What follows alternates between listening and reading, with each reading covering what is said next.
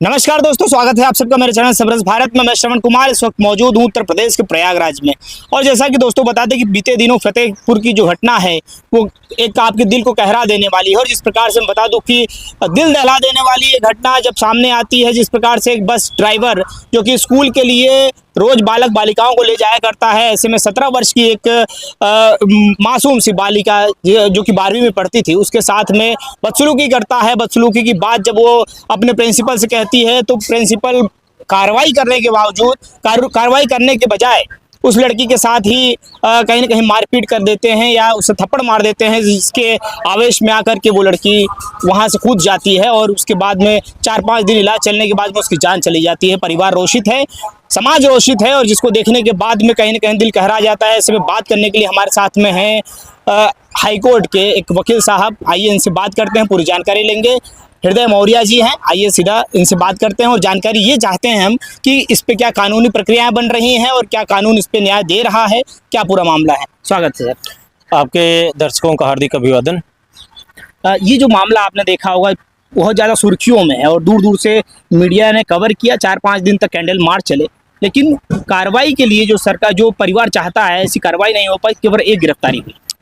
देखिए, पहले दिन से ही खेल शुरू हो गया। जहां आत्महत्या के लिए उकसाने का धारा लगनी चाहिए थी वो लगी नहीं जी। सामान्य धाराओं में एफआईआर हुई है और यह कहीं न कहीं सत्ता से जुड़े लोगों का या पावरफुल होने का, चूंकि बहुत पैसे वाले लोग हैं, उन लोगों ने कहीं न कहीं व्यवस्था को कंट्रोल कर लिया, अपने नियंत्रण में ले लिया, जिसकी वजह से पहली बात तो प्रॉपर एफआईआर नहीं हुई।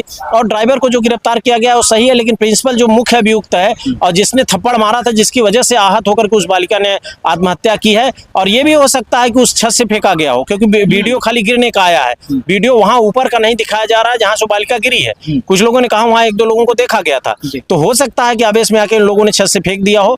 तो इसकी जांच होनी चाहिए। मैं ये चाहता हूं कि सरकार सीबीआई जांच करवा दे तो दूध का दूध और पानी का पानी हो जाएगा।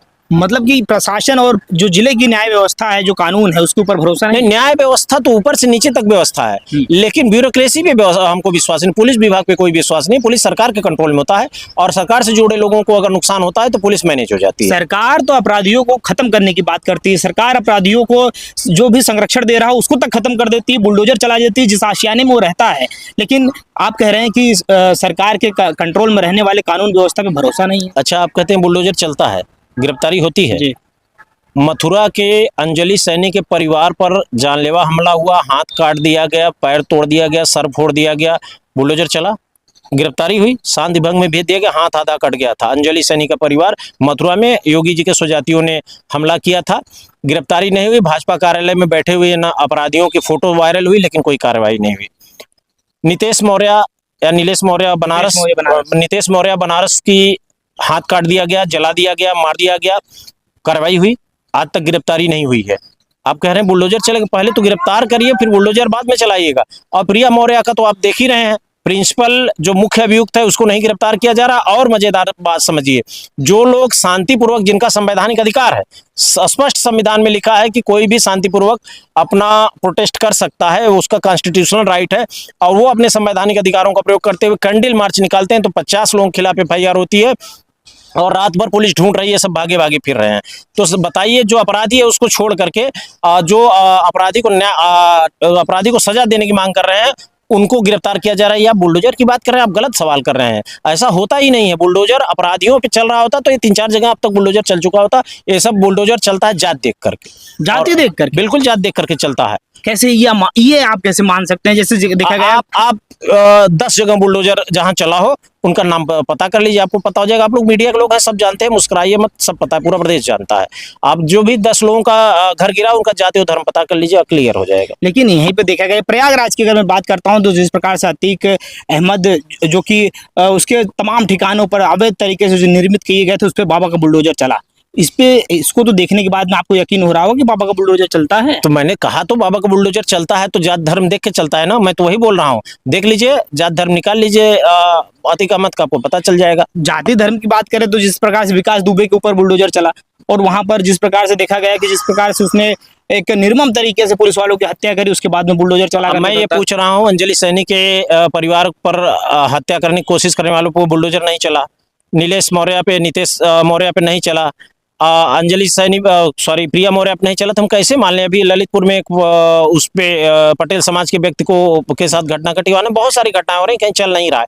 एक दिखा देंगे तो आप 10 की भी बात करिए ना, जहाँ कुछ नहीं हुआ एक पर कार्रवाई करके दिखाना, वो तो सामान्य सी अच्छा बात सर, ये बताइए कि शिक्षा का मंदिर कहा जाता है विद्यालय को, जिस प्रकार से प्रिंसिपल के ऊपर ये आरोप लग जाए, जो कि बच्चियां जब घर से निकलती हैं अपने अभिभावक को छोड़ करके, तो प्रिंसिपल हो चाहे टीचर हो उसी को अपना अभिभावक मान लेती हैं, जो और समाज के अंदर इस प्रकार से दूषिता अगर फैल जाएगी तो विद्यार्थियों और परिवार के जो अभिभावक हैं उनको शिक्षा के मंदिर पर भरोसा कैसे रह जाएगा? कोई भरोसा नहीं, सब डरे हुए हैं। हमें लग रहा है कि विद्यालय वो व्यापार का केंद्र है, वहाँ पे विद्यालय से पैसा कमाया जाता है, फीस बढ़ा करके या तमाम चीज़ें हैं। शिक्षा देना और लोगों को जागरूक करना लोगों का उद्देश्य होता तो कम से कम विद्यार्थियों का सम्मान करते। और उस विद्यालय में 4-5 और घटनाएं हो चुकी हैं जहाँ पे, और शायद 4 FIR हुआ है प्रिंसिपल के खिलाफ पहले से। तो आप पता कर लीजिए, जब इस तरीके के लोग हैं, आप बच्चों को बच्चों की तरह नहीं ट्रीट करेंगे आप, तो फिर इसी तरीके का परिणाम होगा।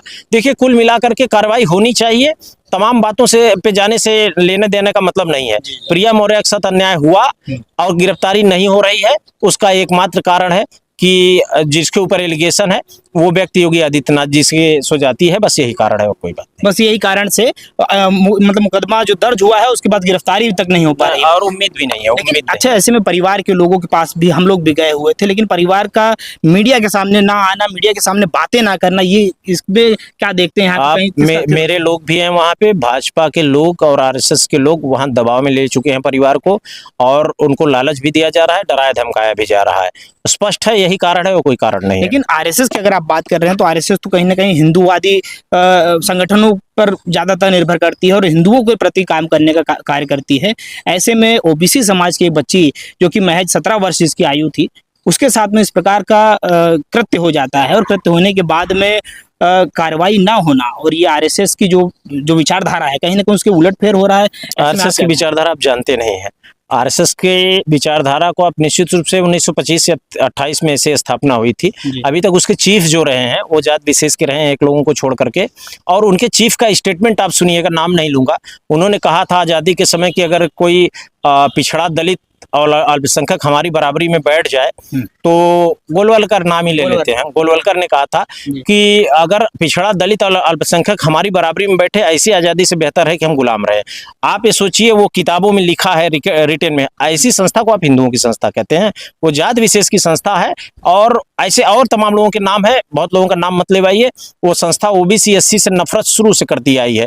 आज चूंकि उनको भी पता है कि देश में बहुसंख्यक OBC SC है, वो दिखावे के नाम पे कुछ लोगों को लेके चलते हैं, लेकिन इंटरनली वो वही है जो गोलवलकर ने कहा था। अच्छा, ये बताइए, जैसा कि बताया जा रहा है कि मौर्य के समाज की बात है, और जिस प्रकार से केशव प्रसाद मौर्य हो गए उप मुख्यमंत्री हैं और डिप्टी CM होने के नाते ट्वीट भी कर दिया है उन्होंने, तो उसके बाद भी इस प्रकार की घटनाएं होना, चाहे नीतीश मौर्य के साथ हो चाहे प्रिया मौर्य के साथ हो, आए दिनों इस प्रकार की जो घटनाएं हो रही हैं, क्या उनका अब लगाम समाज पे या पार्टी के अंदर उस प्रकार का नहीं रह गया है कि जिस प्रकार से घटनाएं हो रही हैं वो तुरंत सामने आकर के न्याय के लिए बात? देखिए, मैं आपको बताऊं, अगर ऐतिहासिक बात किया जाए, थोड़ा अन्यथा मत लीजिएगा, लेकिन वो शब्द बुरा कड़वा है इसलिए बोल रहा हूँ। गुलामों की जुबान नहीं हुआ करते, अर्थात गुलामों को बोलने का अधिकार नहीं जी। तो RSS और BJP में रहने वालों को वही बोलना पड़ता है जो RSS और BJP चाहती है। बात आप समझ लीजिए, मैं कुछ कहना नहीं चाहता, किसी का नाम नहीं लेना चाहता हूँ।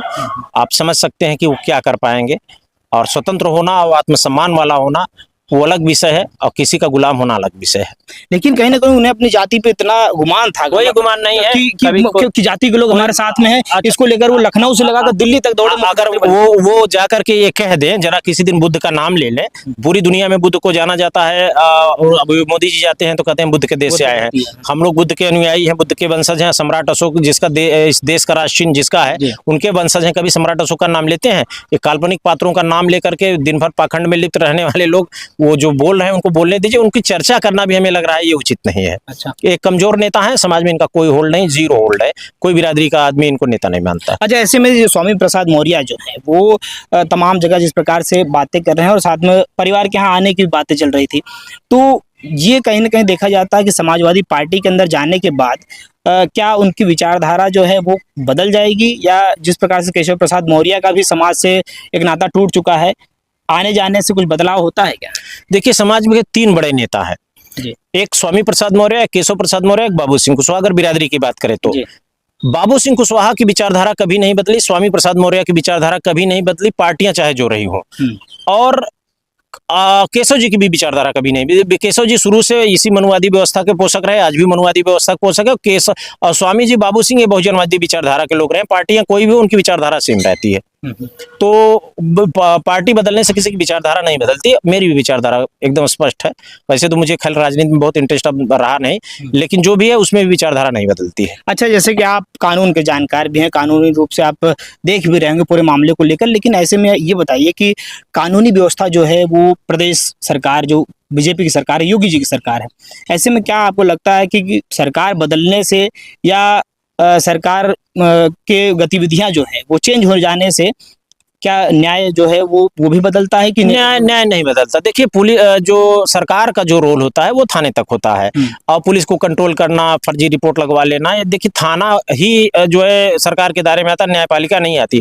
न्यायपालिका जो हेड होता है वो होता है सुप्रीम कोर्ट, और सुप्रीम कोर्ट स्वतंत्र संस्था है, हाई कोर्ट स्वतंत्र है और स्वयं न्यायपालिका स्वतंत्र है। तो वो किसी ज्यादातर न्यायमूर्ति वो किसी के दबाव में नहीं आते, लेकिन चूंकि एविडेंस आप नहीं कलेक्ट करेंगे, पुलिस का काम है, और आप प्रॉपर सेक्शन में FIR नहीं करेंगे, तो जब वहां बहस होगा तो प्रॉपर सेक्शन में मान लीजिए उसको एड भी करवाएगा, कोर्ट करवाएगी, तो न्याय होने में थोड़ा वक्त लगता है, क्योंकि वर्कलोड बहुत है न्यायपालिका पे। अगर मामला न्यायपालिका में है तो न्याय तो 100% होगा। मैं न्यायपालिका का अंग हूं, मैं जानता हूं न्याय होता है। सरकारें कोई भी हो आती जाती रहती है, लेकिन जो थाने पे इनजस्टिस होता है वो तो सरकार बदलने पे उसका अंतर होता है कि अगर सरकार बदलती है तो फिर थाने पे काम करने का तो आपको क्या लगता है प्रिया के परिवार को न्याय मिलेगा? मिलेगा, लेकिन लेट मिलेगा।